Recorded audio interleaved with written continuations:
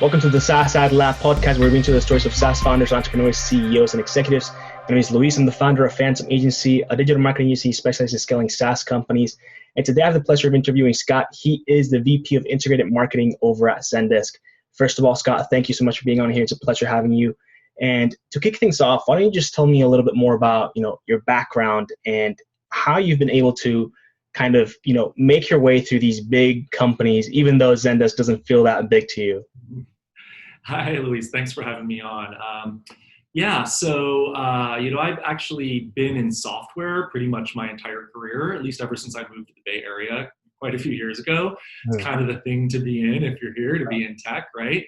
But to your point, I actually used to work, before the world of SaaS. I worked at a couple of very traditional sort of shrink wrap software companies that would deliver annual releases of their product, very, very different than how we do it today. Right.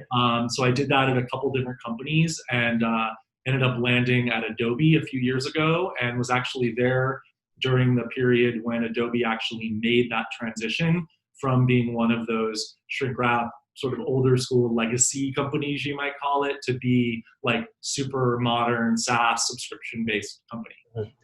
Around what time did that actually happen?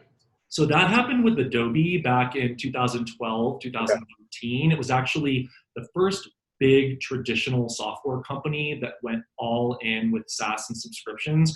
Adobe, I was actually leading product marketing for the Creative Cloud business at the time, which is one of Adobe's biggest businesses. That's like Photoshop and stuff like that, right? And in 2012, we actually launched Creative Cloud. And in 2013, we announced that we were ending our perpetual business and moving entirely to the cloud and subscription. And so it was very, very fast for a lot of people. It was a crazy ride to be there during that time as well. I can imagine. And it's crazy how it feels, honestly, like it hasn't been that long, right, since Creative Cloud came out. But I remember, I guess I didn't try it off right off the bat when they did it, but even then, it feels like it's been a long time now. And it really hasn't been a huge period of time, which is crazy to think about. Yeah, it hasn't been that long. What are the biggest differences that you've noticed from going into a SaaS type of product from when you were at Adobe? Yeah, sure. So I think one of the biggest things was that with that old model of delivering software, there's sort of a launch them and leave them mentality, right? Like you would focus so much on product launches and you would get people to buy your product, and then you could not really worry about it until you had another product you had to launch, and you had to go back and try to get them to give you money again, basically. And obviously that's totally different with SaaS. I mean, literally every month, people make the decision whether they're going to stay with you or not. And obviously there's different models and you can have multi-year contracts, but a lot of the business today is sort of a month-to-month thing, right? And they get, whether it's a PO or a credit card bill every month or every quarter, they decide whether they're going to continue giving you their money and might decide to go to a competitor, and it's super easy sometimes for them to do. So that was one of the biggest things, is marketing was no longer about just sort of awareness and demand. It also really ends up being about engaging customers, building loyalty, building community, helping customers be as successful as they can be with your product. And so that's why, Zendesk, I spend so much time focusing on things like the onboarding experience and how you make people really successful with the product, and how you help them, help as their business grows. How can Zendesk help them grow? And then thinking about that renewal and period as well. It's all super important to think about. Right. You brought up a good point, which is the fact that people can literally decide whether or not they want to use you in a month or two or whatever the case may be. And I think it's important to note that, because obviously churn is a big problem, right? But essentially, I was talking actually yesterday on a different podcast episode with, his name is Rodion over from Poster. And we were talking because he's based in Ukraine, where things are very different for a point of sale system, right? And selling into different countries that aren't as developed as far as tech goes, right? So he was talking about Mexico specifically, and how selling a software product there that's subscription based is actually a lot more difficult to do so, because they're not used to that type of business model. How then, because just remind me again, how many countries is Zendesk currently in?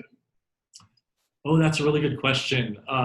We are in probably hundreds of countries. I mean, we're pretty much everywhere. We have significant businesses in all four major regions of the world. We might not be like super penetrated in a lot of African countries, for example, but really all across Europe, all across Asia, Latin America, North America, we are literally everywhere. Right. So in that case, how do you deal with that kind of problem, right? Where how does marketing essentially change from country to country where you start to see a little bit more of a pushback when you're dealing with a subscription software? Yeah, that's a great question. If I actually go back to my Adobe experience where I really started doing subscription and SaaS marketing, and that company was trying to really pivot to be a SaaS company, there, even with not even some of the more some of the countries that you referenced earlier, but even countries like Germany and Japan, which most companies that do international business consider those like tier one countries, right? Those are not developing countries. Those are like very developed countries, very advanced use of technology.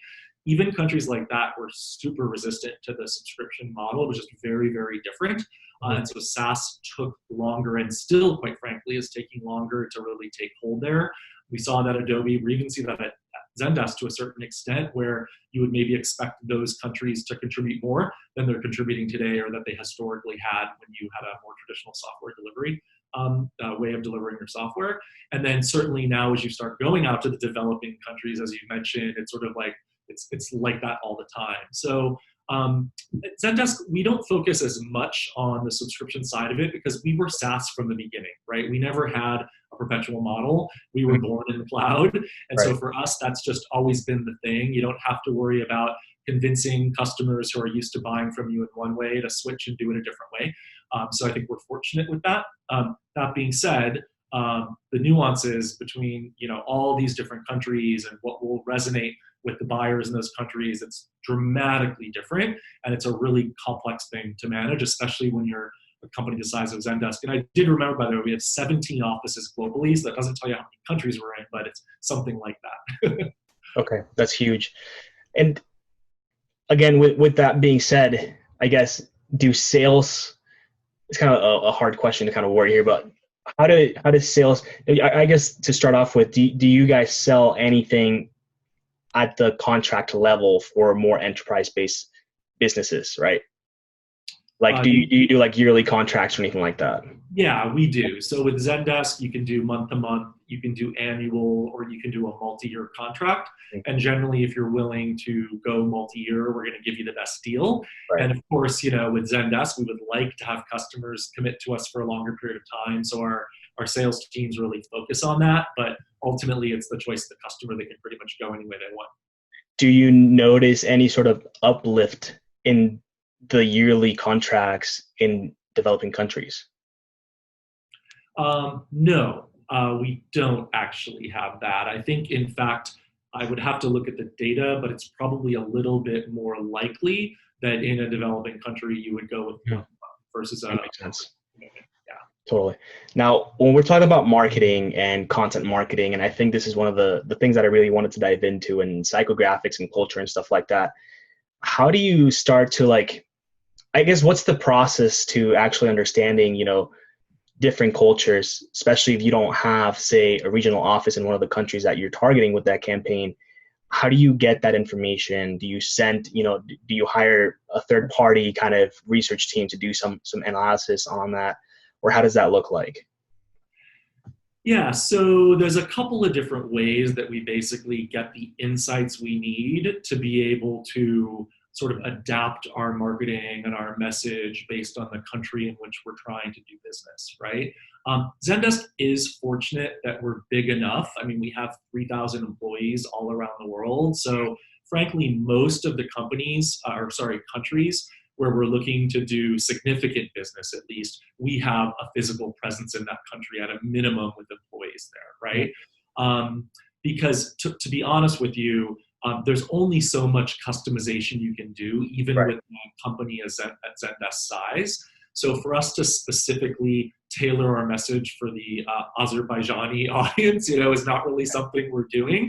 We obviously start with the bigger countries, and for Zendesk, the really big countries for us, beyond, of course, the US, and Canada are the UK, Germany, Italy, the Netherlands, Brazil, Mexico, Australia, New Zealand, Singapore, Japan is really growing for us. And then we start getting into, India and Korea and sort of the other growth markets we have, the Eastern European markets. Russia is sort of an up and comer for us. So for us, it's a little easier for those sort of tier one markets because we tend to have offices there. We have big presence there.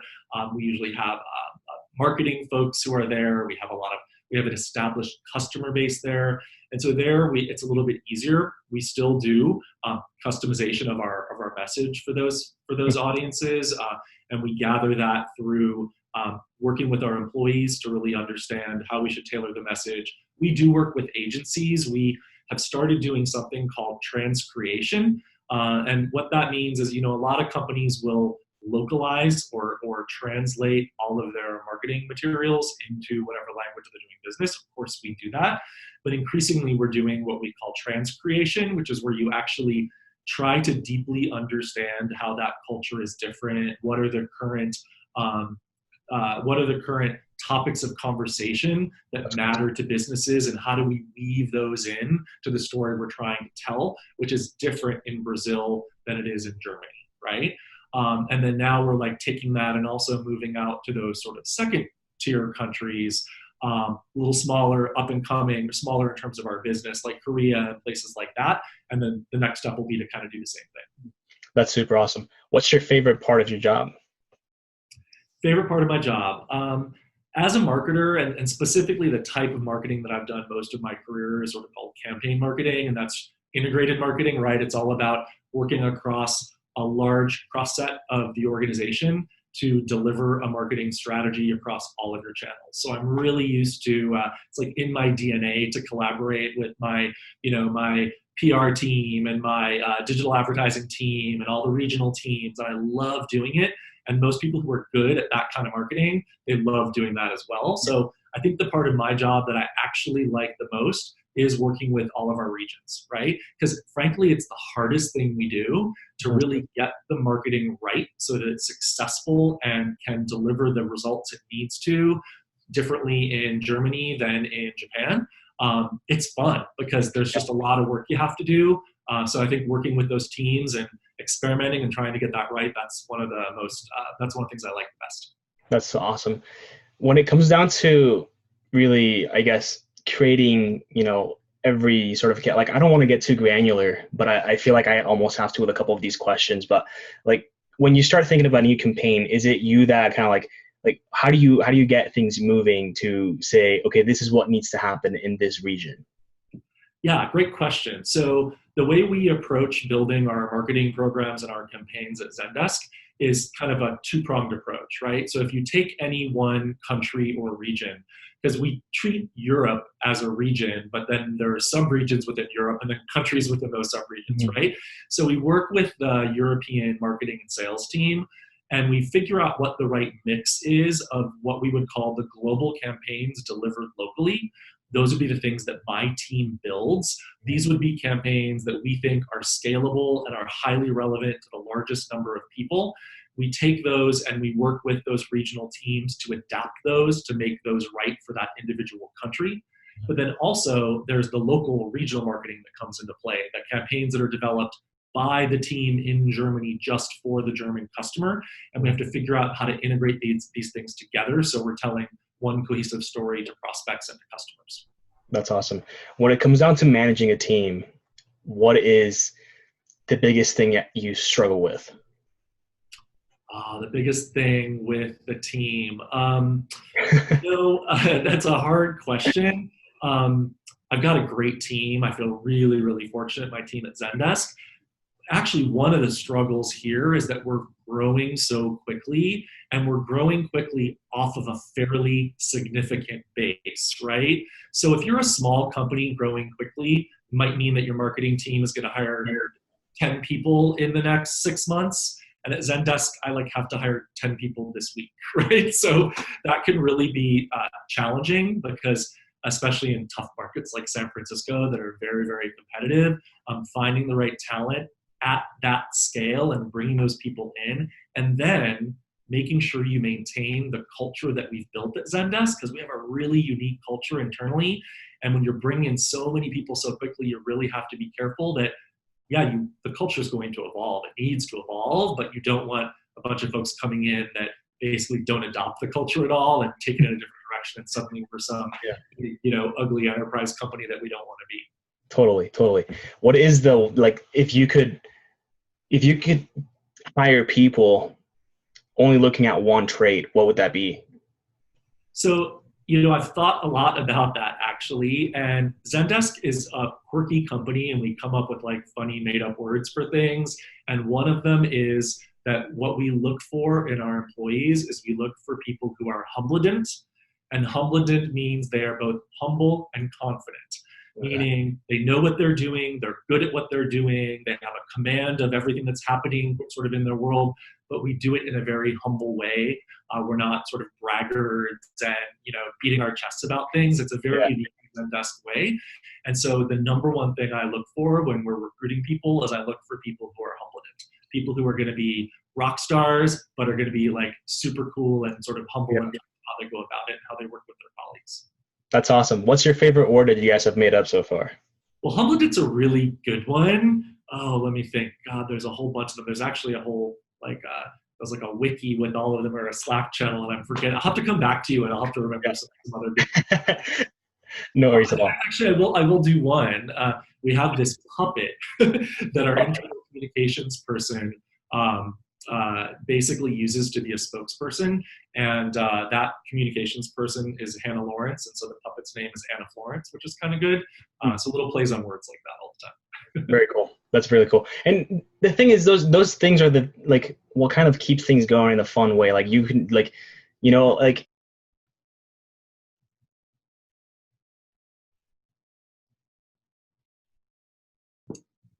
I just lost the audio. That's odd. Oh, it's back. There we go. Sorry, I couldn't hear you for a minute there, but now okay. I was just saying, it's just like, when I thought about it, like enterprise companies that just do everything, like, for example, if you're in the legal space, like, it just feels like you have to be so, like, I don't think uptight is the right word, but just like, you know what I mean? Where it's like, totally it's not know what you mean. To be there. Well, everyone thinks that enterprise companies have to be a certain way, right? That's actually why I love Zendesk. While Zendesk got started in the small business and startup space, that's where our roots are. Zendesk is a significant enterprise player, right? We're going toe to toe with Salesforce and with those other companies that have really kind of owned that enterprise space for longer.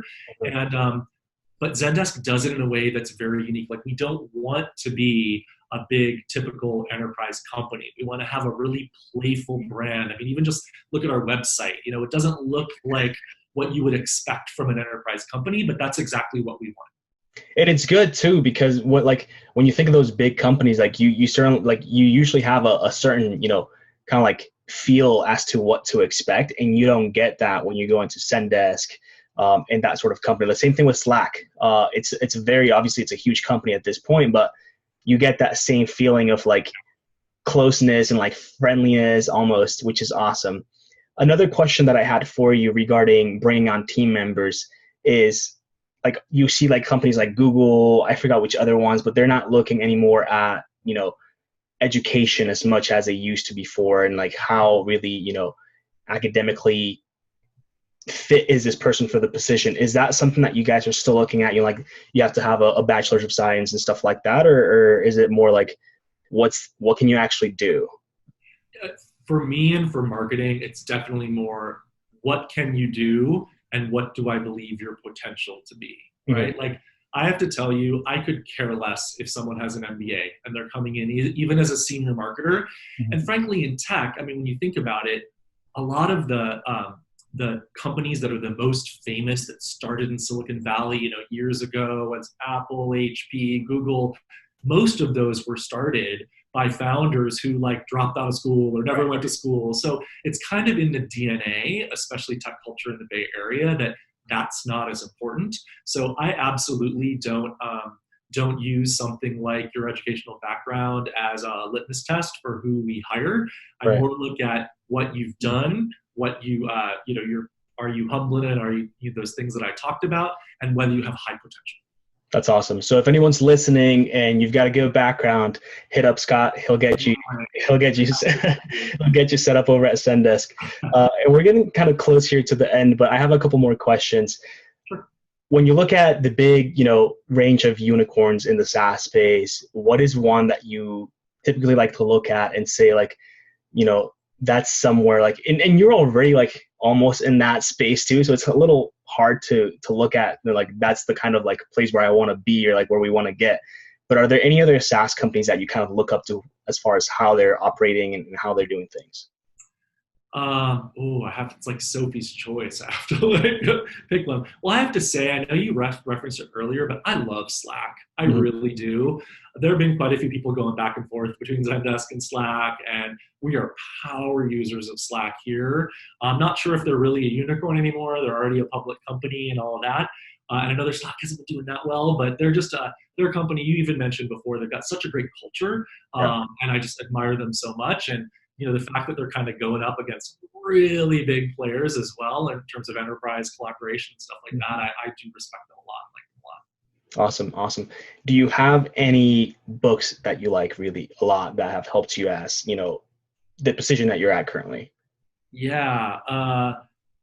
God, it makes me look stupid to say I'm not a big reader, and I'm not saying that I don't read. I'm just like, I'm not a big consumer of like business books and stuff like that. Although I will admit I did just read Startup Land, which is actually written by Zendesk's founder. I'm not just doing that as a plug, but Nicole, our CEO, and one of the three founders wrote that book. It actually was great. I just read it. Cool. I'll have to check it out.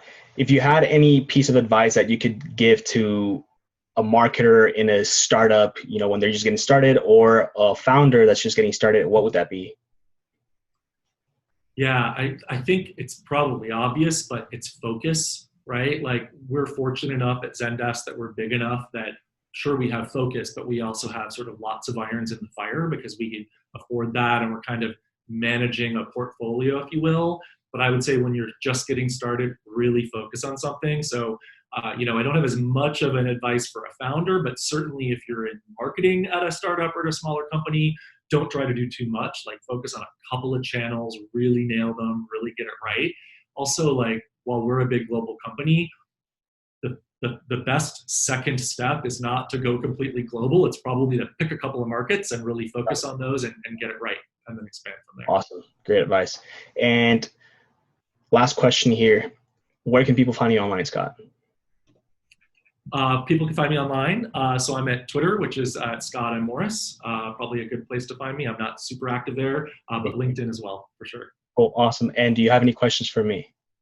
I don't think so, but I really appreciate you having me on and the ability to chat with you today.